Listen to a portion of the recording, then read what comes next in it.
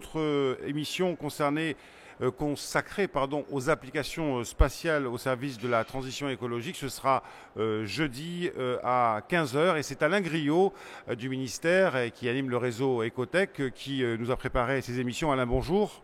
Bonjour. Alors, une question d'abord sur la coopération Interpol, qui est le sujet de l'émission qui nous rassemble maintenant. C'est une volonté, alors, née de la phase 3 des pôles, ça c'est clair, mais la coopération existait auparavant. Hein. Alors, dès le début de la politique des pôles, en 2006, les pôles ont pris conscience que sur certains sujets, il fallait qu'ils partagent. Le premier réseau de pôles a été créé en 2006 autour du transport et de l'automobile. Assez rapidement, il y a un nombre de... Alors, c'est des petits réseaux très thématiques autour des énergies renouvelables, autour de la santé se sont créés. Et en 2009, le ministère a lancé 2 pôles, un sur les écotechnologies et un sur le bâtiment durable. Alors, pourquoi est-ce que les pôles ont décidé qu'il fallait coopérer? D'abord, parce que, comme les pôles sont régionalisés, ils n'ont pas toutes les compétences sur leur territoire. Ils sont obligés d'aller chercher des compétences ailleurs dans les projets collaboratifs. Et donc, l'idée, c'est de travailler avec d'autres pôles. Que par ailleurs, il y a un certain nombre de sujets qui vont beaucoup mieux, et on en parlera jeudi soir, notamment sur la coopération internationale, qui donne beaucoup plus de visibilité aux acteurs quand les acteurs sont ensemble. Alors, comme vous l'avez dit, la phase 3 des pôles, qui a été lancée par le Premier ministre le 7 janvier de 2012, 2012 a mis un accent particulier sur cette coopération Interpol en demandant au ministère de faire travailler ensemble les pôles d'un même secteur et de les réunir régulièrement, 1 fois ou 2 fois par an, pour envisager un certain nombre d'actions communes. Alors pour qu'on comprenne bien, lorsqu'un secteur, je dirais, est dans le scope de ce qu'on veut faire en termes d'écotechnologie, de performance, etc., on se réunit régulièrement et immédiatement on arrive à trouver des points communs d'action. Comment ça se passe concrètement? Alors, on le verra concrètement, pour le réseau qu'on anime, nous avons 4 réunions par an. Le premier travail a consisté d'ailleurs de façon assez naturelle à faire une cartographie de tout ce que savaient faire les pôles et de tout ce qui pouvait s'apporter mutuellement. Après, bien entendu, le réseau est le lieu d'expression des pôles et chaque pôle peut amener ses problématiques, ses questionnements. Les membres des pôles qui sont présents sur le réseau, bien entendu, essayent d'apporter des solutions collectives. Alors, vous avez réuni pour nous autour de cette table Marie-Marguerite Bourbigo, qui est représentante du pôle Mer Bretagne, à ma droite Laura Le Curieux-Belfond qui représente le pôle Trimatech, et puis Michel Dutemps qui est président du pôle Eau. Marie-Marguerite Bourbigo, j'aimerais d'abord me tourner vers vous. Alors, le pôle Mer Bretagne, et là vraiment on va voir ce qu'est la coopération entre pôles. On pourrait se dire, votre travail finalement, c'est le littoral et le domaine maritime.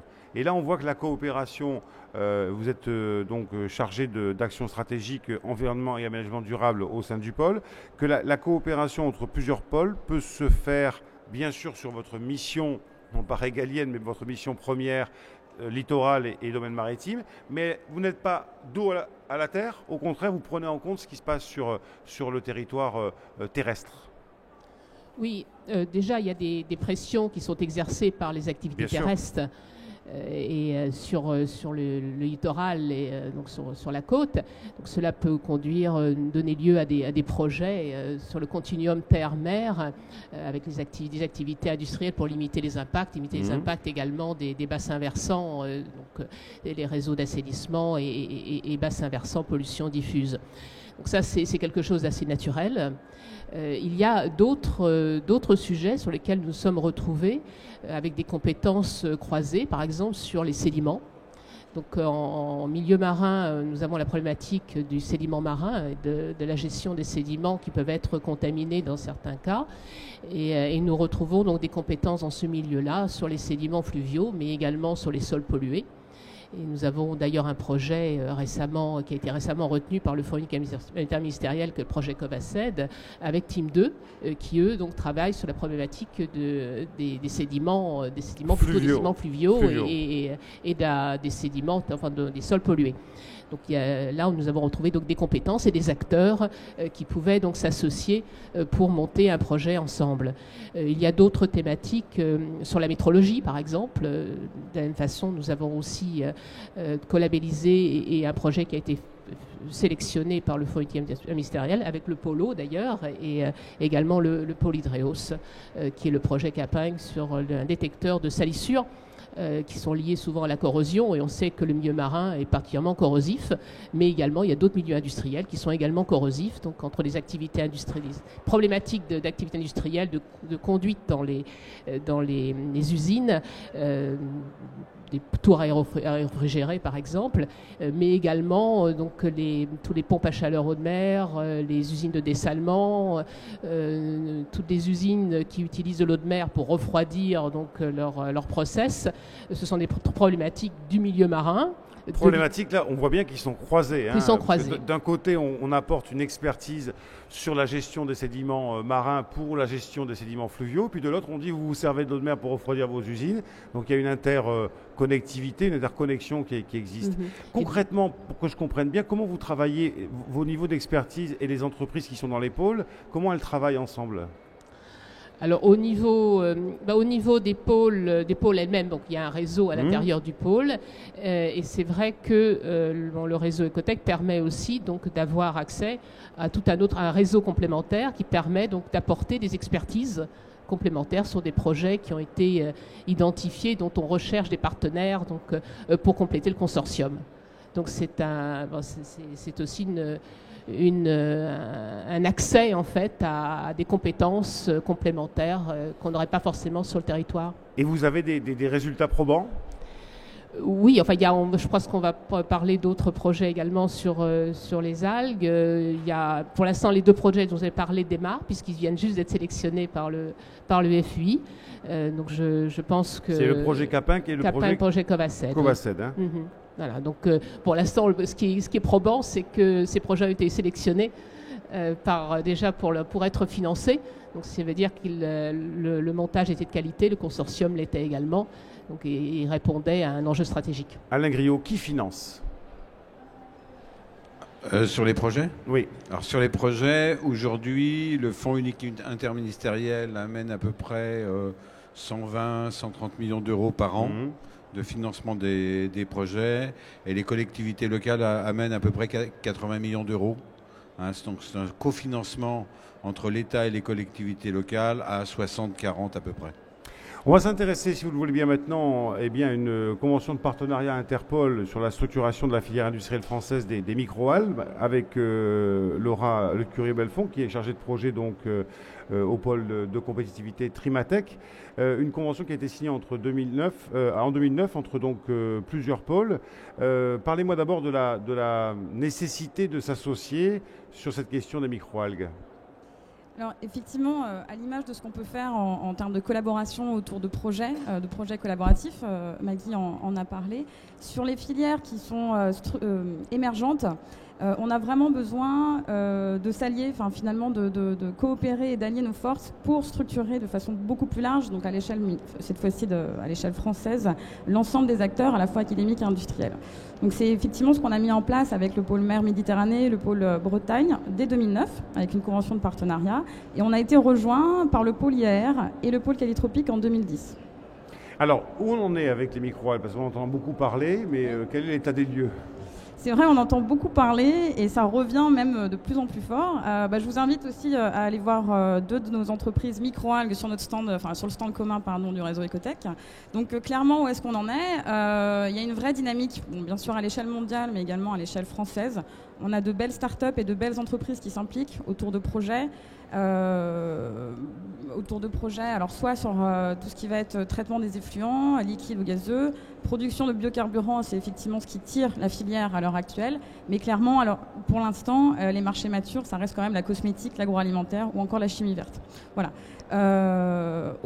Au travers de notre convention de partenariat, on a co-organisé de nombreux événements, notamment un premier événement national en 2010, qui a donné lieu surtout à un livre blanc qu'on appelle le livre turquoise, pour rester un petit peu raccord aux biotechnologies bleues, et qui est vraiment à l'heure actuelle, je pense, la base, une très bonne base en tout cas de recueil de technologies des acteurs à l'échelle française. Oui, donc là on a concrètement des résultats. Bon, ce colloque, ce livre blanc, enfin ce livre turquoise, effectivement, qui formalise le résultat de vos efforts communs. Exactement. Quels sont les plans d'action que vous avez en cours pour l'année 2014 ? Alors voilà, pour 2014, effectivement, on va essayer de donner un coup d'accélérateur sur notre coopération Interpol. On va vraiment créer un Interpol, c'est comme ça qu'on l'appelle, je suis désolée, c'est un peu redondant, mais l'objectif, c'est vraiment d'aider les acteurs, parce qu'il y a un réel besoin de la part des industriels de se structurer eux-mêmes en association, en fédération.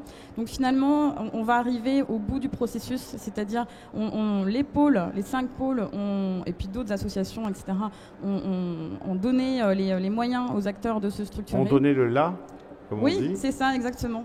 Même si on ne chante pas très bien, on a donné le là, exactement.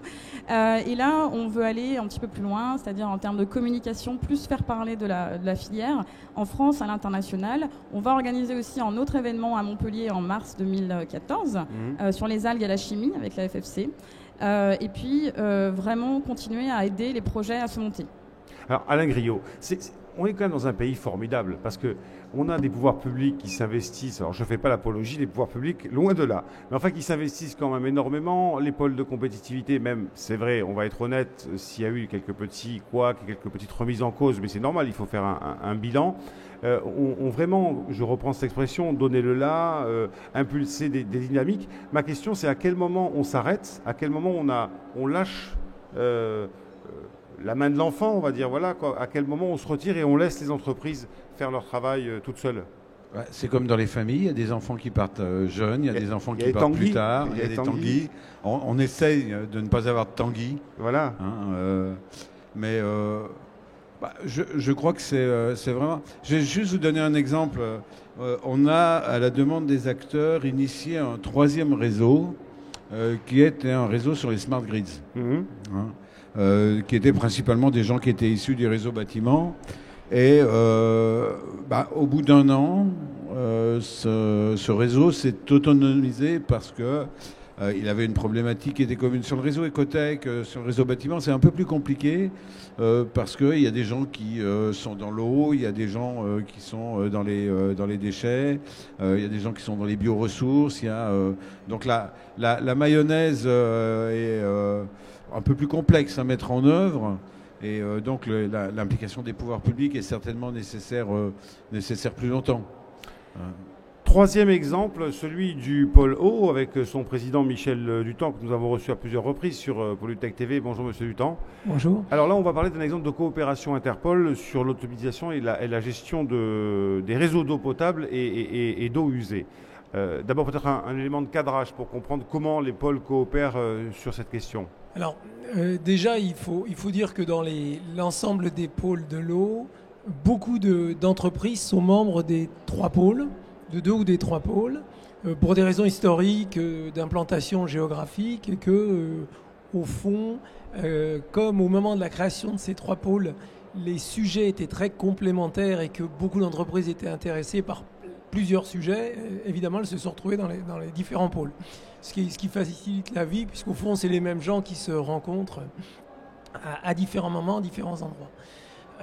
Deuxièmement, on a vite analysé qu'il y a des sujets qui, techniquement, sont dépendants les uns des autres. Et si on prend le cas du pôle à Montpellier et du pôle Hydréos, si on prend l'exemple de l'irrigation, par exemple, l'irrigation est complètement liée et à la qualité de l'eau, mais au réseau, parce qu'il faut bien amener l'eau. Et le pôle Hydréos, qui travaillait beaucoup historiquement sur les réseaux d'eau potable et d'eau usée, qui amenait les entreprises spécialisées dans la fabrication et la pose des tuyaux, évidemment, avait ces compétences. Donc là, l'idée de le faire ensemble était une idée de départ et on n'avait jamais effleuré. C'est-à-dire quand bien même on ne nous aurait pas demandé de coopérer ensemble, on l'aurait fait parce que c'était consubstantiel.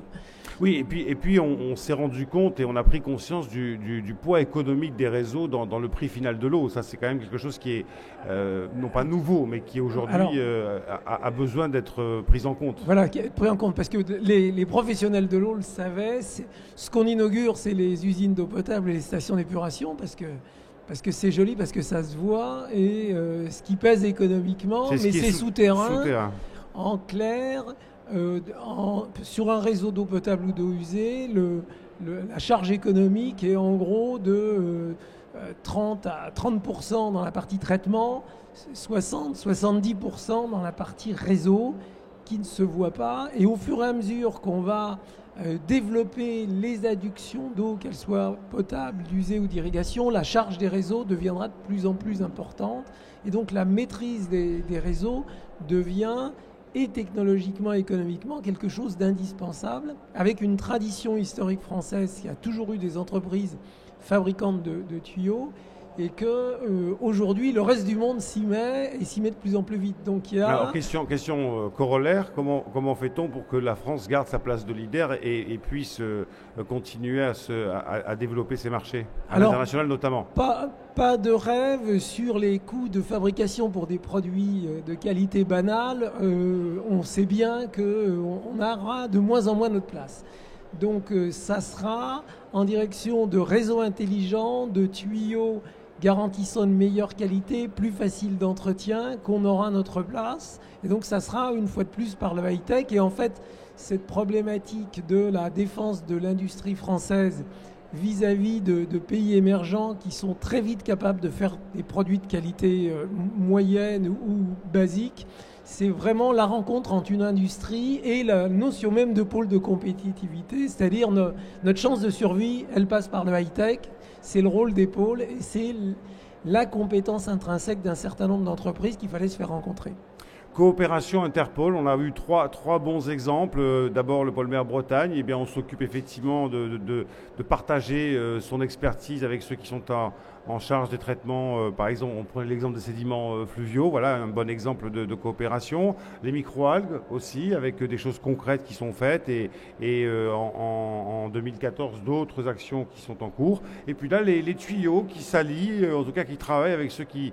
le pôle eau qui a lui pour vocation effectivement de s'occuper logiquement, si on prenait les choses de manière académique, uniquement de cette partie-là, qui s'associe avec Hydreos sur les réseaux et pour faire en sorte effectivement que l'eau qui parvient jusqu'à l'utilisateur soit la plus pure, non c'est pas le mot parce que l'eau pure c'est pas bon à avaler, soit la plus comestible possible, la moins dangereuse et la moins nocive pour la santé. Merci à vous, merci Alain. On se retrouvera dans la semaine pour une nouvelle émission proposée par le réseau Ecotech pour voir un petit peu comment fonctionnent ensemble les pôles de compétitivité. Là c'était Ensemble en France. On aura une prochaine émission et c'était aussi une exigence des pouvoirs publics sur la phase 3, sur la coopération internationale des pôles. Et nous recevrons d'ailleurs jeudi le ministre de l'Environnement du Québec qui va nous parler un petit peu de ce qu'il fait avec la France. Merci à vous et bonne continuation. On se retrouve un peu plus tard pour une nouvelle émission.